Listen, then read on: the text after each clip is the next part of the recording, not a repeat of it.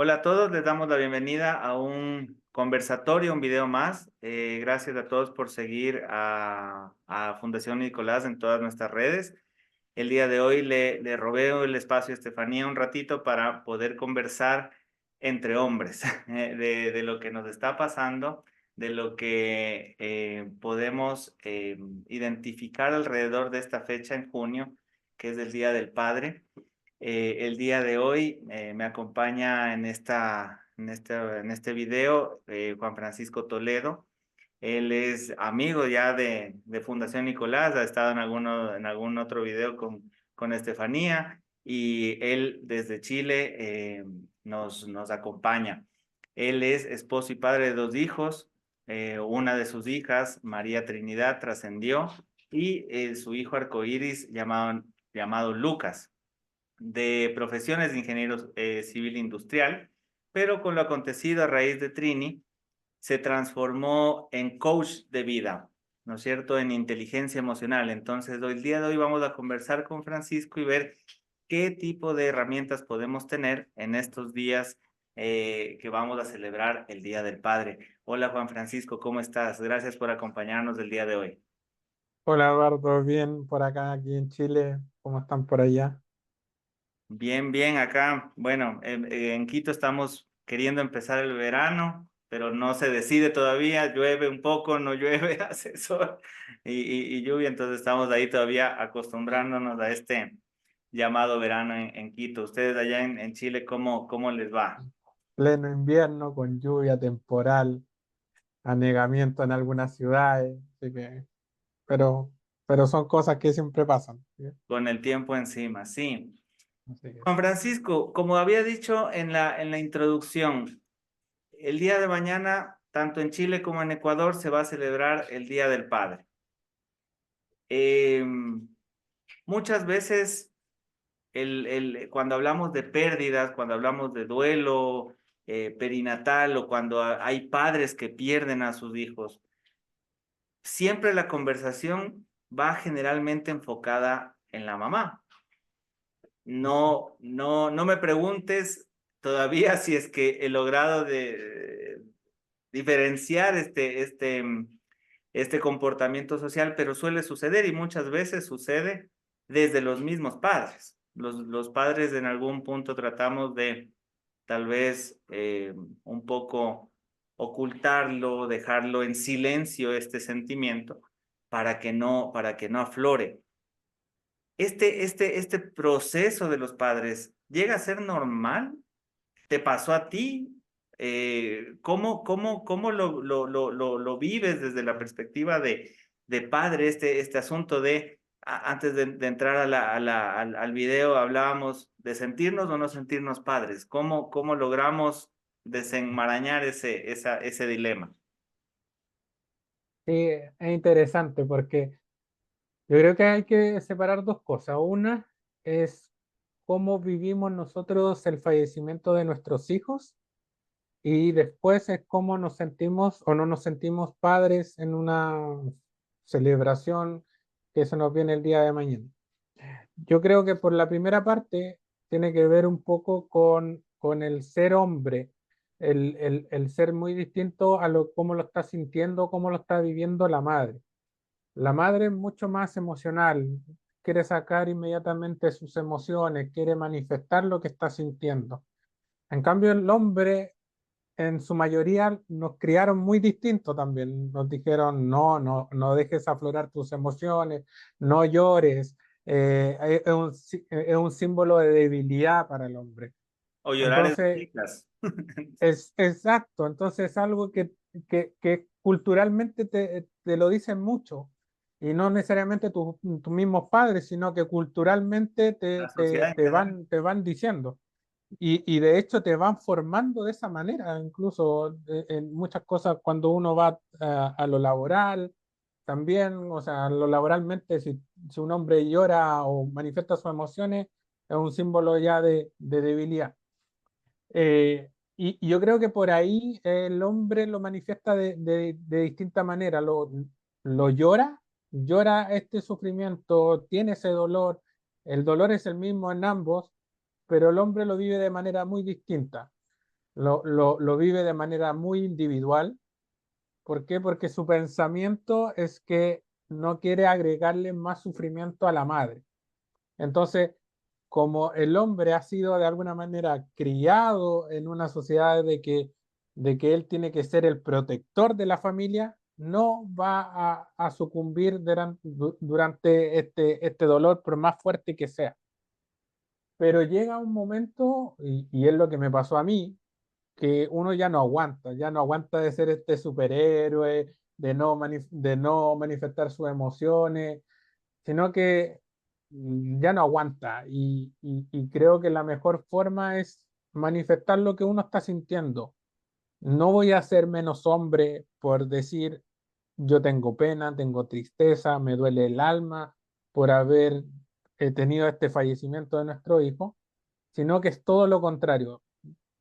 Eso es más valorable, obviamente, para la mujer, que ese hombre hable y manifieste lo que está sintiendo, en vez de estar como inconectados en esa comunicación con la pareja en que la mamá dice, yo no sé qué está sintiendo, yo veo que el papá está como que ya superó la etapa, no lo veo triste, no lo veo con rabia, o sea, como que ya lo superó. Y ahí es donde empiezan el tema de la incomunicación entre las parejas.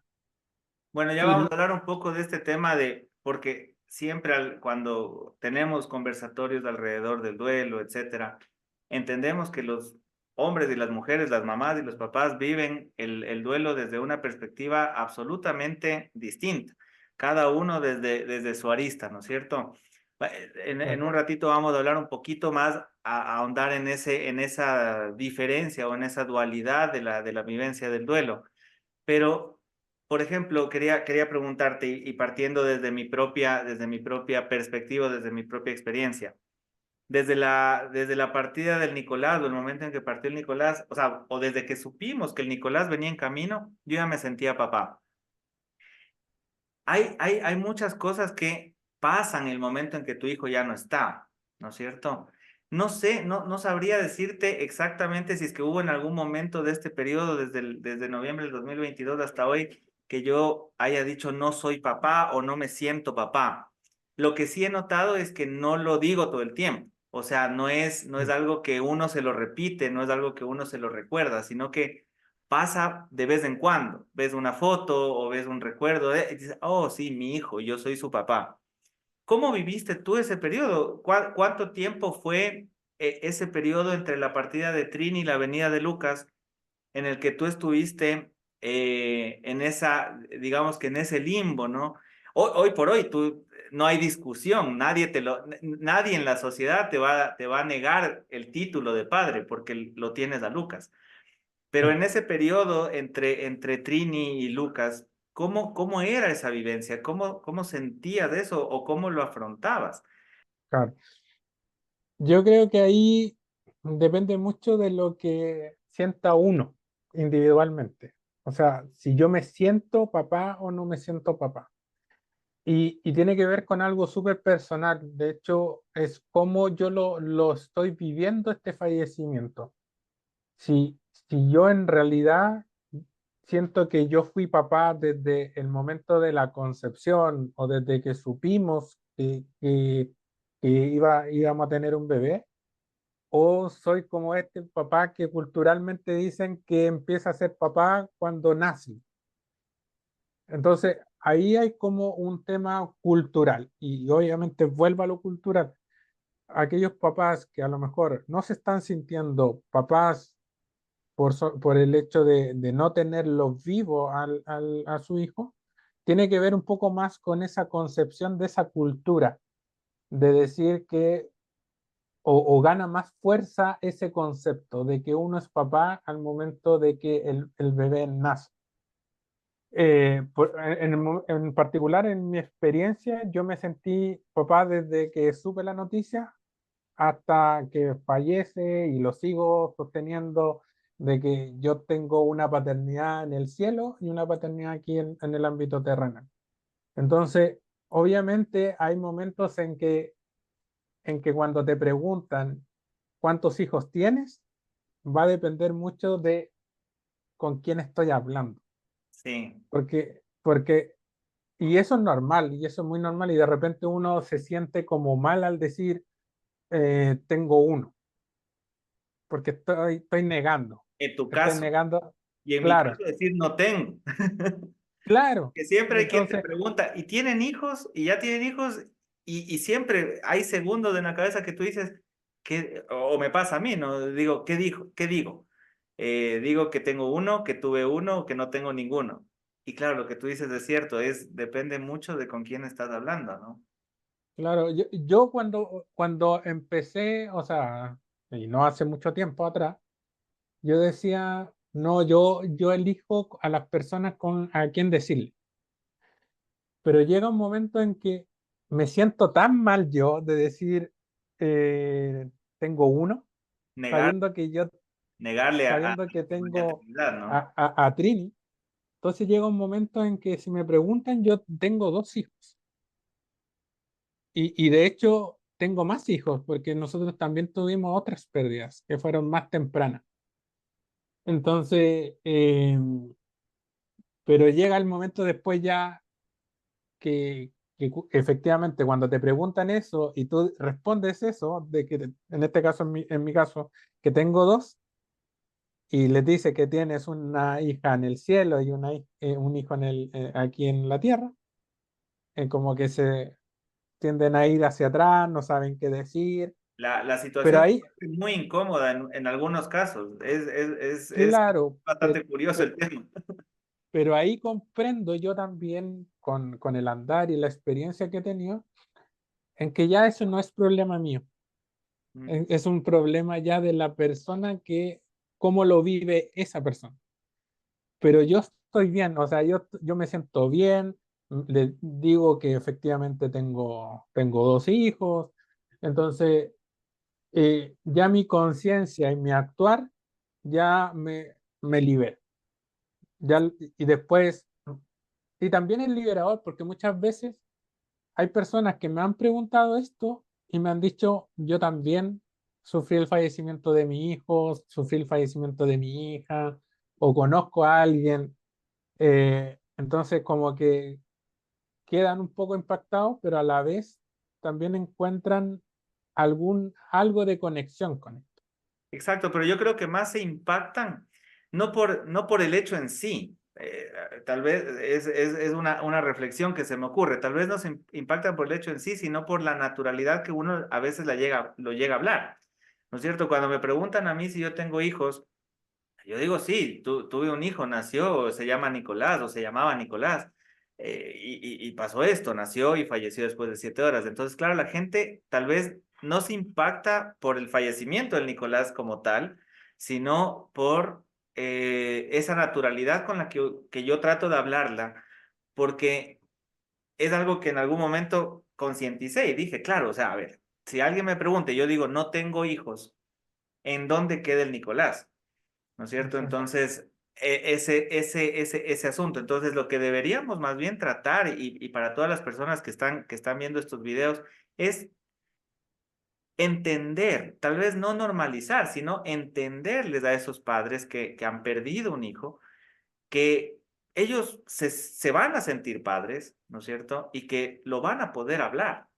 Entonces, tal vez como sociedad es la que tenemos que un poco corregir ese comportamiento para no frenar el sentimiento de los papás respecto de mencionarles, respecto de nombrarles a sus hijos. Claro, y ahí es donde yo siento que nosotros tenemos esa misión, Exacto. porque una parte de nosotros es la parte de enseñar, o más que enseñar, de visibilizar. Porque si hay mamás que están por un lado hablando del tema del fallecimiento, también los papás no nos sentimos muchas veces acompañados porque no vemos a papás hablando de esto. Entonces, aparte de que esto ya es muy tema tabú, hablarlo solamente en ámbito de la mujer, el papá queda mucho más invisibilizado. ¿Por qué? Porque no hay nadie o hay muy pocas personas, muy pocos hombres hablando de esto. Así es. Entonces, cómo van a manifestar su propio dolor si no están viendo a ningún hombre hablando sobre este tema? Claro, cómo sentir la confianza. Bueno, tal vez nosotros con Estefanía logramos encontrar un punto, ¿no? Que es lo que yo siempre digo, mi misión en la Fundación Nicolás es reconocer que también existen padres, justamente lo que tú dices, que no solo es de las mamás. Porque si es que nos ponemos a analizar muchas de los movimientos alrededor del duelo perinatal, son llevados a cabo por las mamás, por las mujeres, ¿no es cierto? Entonces, hay que Exacto. visibilizar, lo que tú dices es correcto, y eso es lo que tratamos de hacer. Desde Fundación Nicolás tratamos de mostrar que somos dos padres los que perdimos a Nicolás, y que eso se replica en cada evento, en cada situación, en cada familia. Muchas veces Exacto, y son dos Clara, padres los que pierden eso. justamente a mí me gusta hablar más de un duelo familiar, Exacto. porque, porque es un duelo de la mamá, es un duelo del papá, pero también hay otras personas dentro del entorno. Por ejemplo, si eran nuestros primeros bebés, ¿no? Hay muchos abuelos que tienen la esperanza de que es su primer nieto. Claro que sí. Hay muchos tíos también, hay hermanos que también están en esa relación. Entonces, por ejemplo, con Lucas, que vino después de María Trinidad, desde el primer momento nosotros le dijimos que tenía una hermana. Ujú. Entonces, también muchas personas, muchos papás se cuestionan el decirles a sus hijos que vienen después del fallecimiento de un hijo, el contarles cómo lo tomarán, cómo, no sé. Pero finalmente ese es un miedo más de adulto que es un miedo, porque yo lo veo con Lucas, o sea, Lucas es como natural que tenga la hermana. Exactamente. Eso, algo parecido nos pasa con nuestra sobrina. Nuestra sobrina sabe que tuvo un primo que se llama Nicolás y que no está aquí, que está en el cielo y que en algún momento, algún día, nos vamos a volver a ver. Los niños lo hacen de forma más natural. Somos los adultos los que ponemos esas trabas. Y justo ahorita se me venía a la cabeza una pregunta. ¿Qué hay de malo en decir esto? No hay absolutamente nada de equivocado o de malo de poderlo mencionar y poderles decir a los niños. Y claro, pasan situaciones que nosotros hemos visto incluso en los grupos de apoyo, pasa que hay niños que estuvieron esperando a su hermano, ¿no es Mm. cierto? Y que por A o B circunstancias no llegó. Entonces, son dos situaciones, son múltiples situaciones las que se producen a este respecto. Ahora hablando del asunto este que al principio y que siempre es la preocupación, yo creo que es preocupación de los hombres y manifestación de las mujeres. Las mujeres siempre dicen, tú no sufres porque no te veo sufrir, no te veo sufrir. Entonces, ¿cómo se demuestra el sufrimiento? A través del llanto, a través de la ira, no sé, o sea, pero no se ve.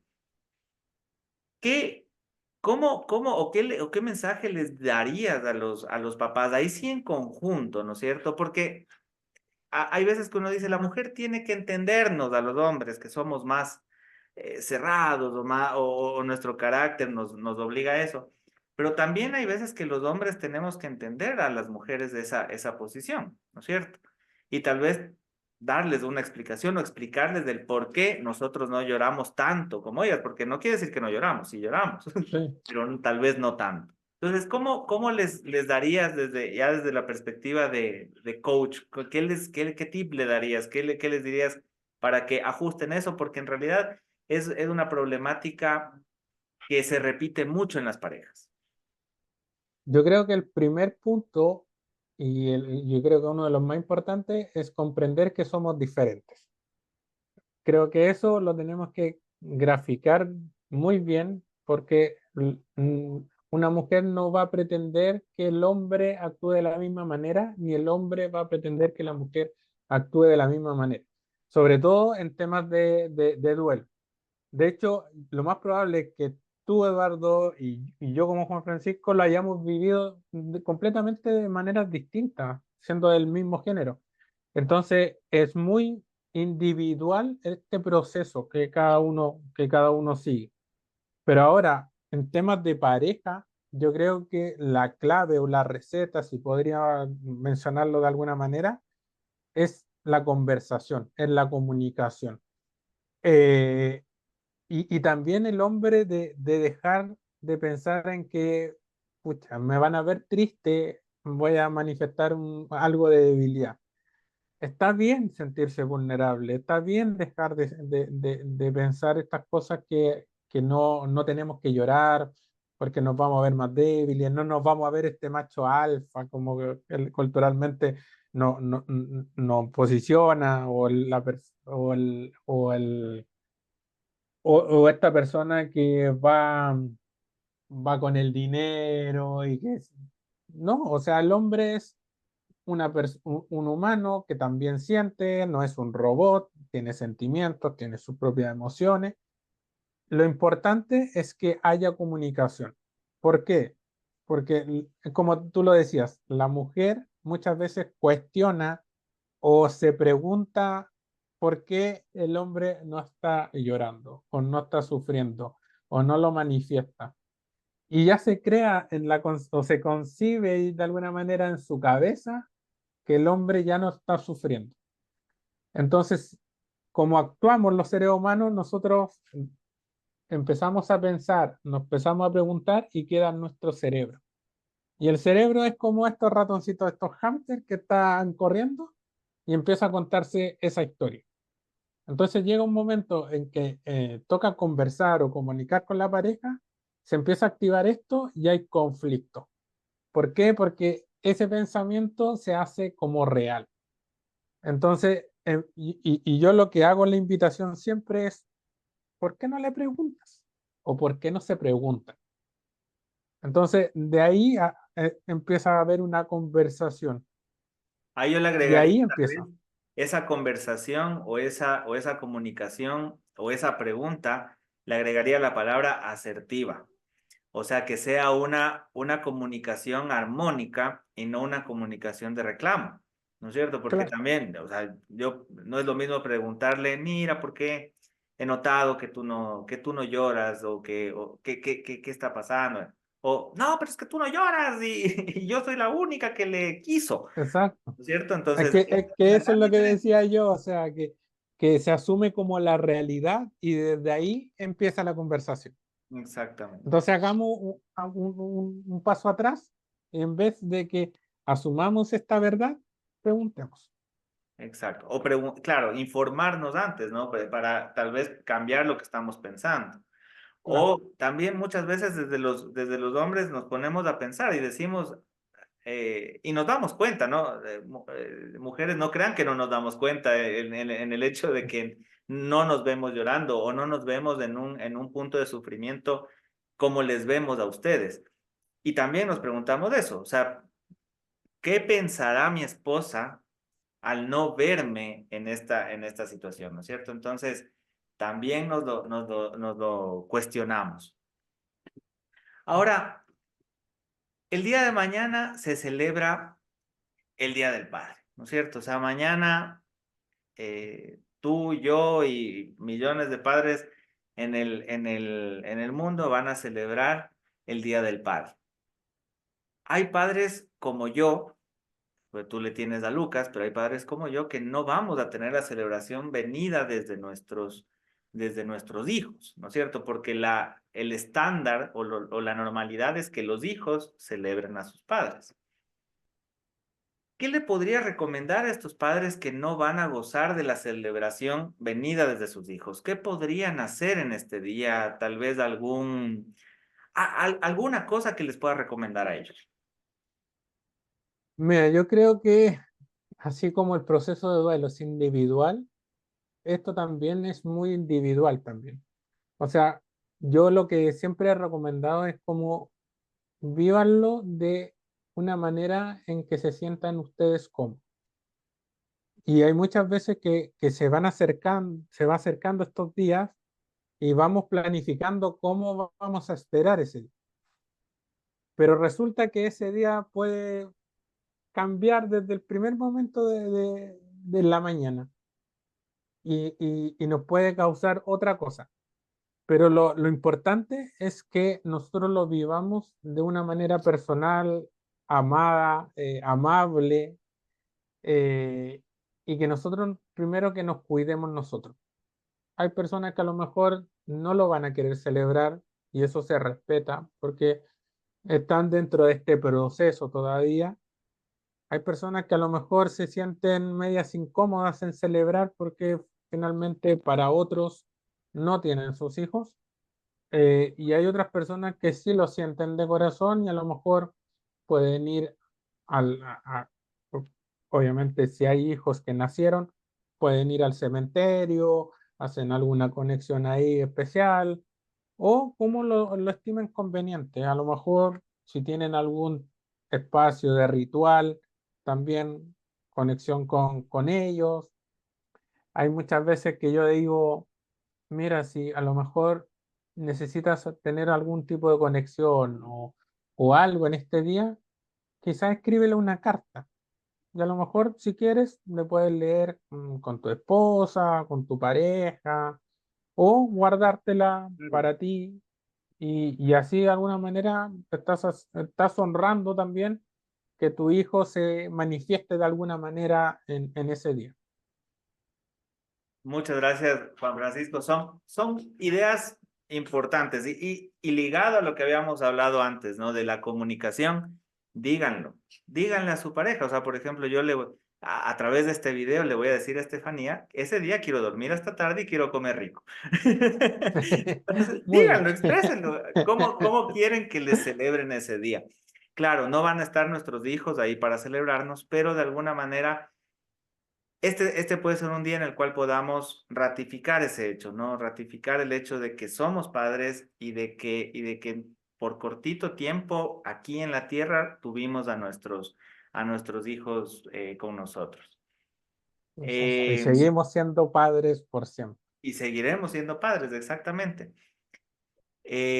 Quiero agradecerte infinitamente, Juan Francisco. Esta conversación ha sido muy, muy chévere, muy relajante. Me he sentido muy, muy en confianza conversando contigo. Espero que las personas que nos vean eh, sientan lo mismo. Comenten en los videos cómo les gustaría que les celebren el Día del Padre. Comenten, díganos, de así se van a enterar sus parejas, sus familiares, sus amigos y que les reconozcan como papás. Juan Francisco, gracias nuevamente. Quisiera un mensaje final para todas las personas que nos están viendo. Aparte de las solicitudes, yo creo que es súper importante que a través a lo mejor de un buen ejercicio, que a lo mejor padres que estén en la comunidad y se sientan padres puedan decir, yo soy uno más, yo soy un padre que está aquí presente. Y que finalmente no es malo que nosotros lloremos, no es malo que nos vean vulnerables. De hecho, yo creo que es mucho más hombre una persona que se muestra más vulnerable que una persona que se muestra mucho más dura, porque finalmente ahí es donde caímos en esta cultura que se va a perpetuar si seguimos así, de que somos robots, que no sentimos y que no manifestamos nuestras emociones. Así que le envío un gran abrazo a todos los padres que hayan escuchado esto y gracias a usted, Eduardo, Estefanía, por la invitación. Bueno, amigos, esto ha sido todo en este video. Disfruten del Día del Padre el día de mañana. Síganos en nuestras redes sociales. Estamos en todas las redes sociales: Facebook, Instagram, TikTok, el Twitter o X. Síganos, estamos como Fundación Nicolás. Encontrarán mucha información de interés y les deseo un feliz día a todos los padres. Vívanlo el día de mañana, estén con sus hijos en la tierra o no. Siéntanse padres y disfruten su día. Hasta una próxima ocasión. Un abrazo.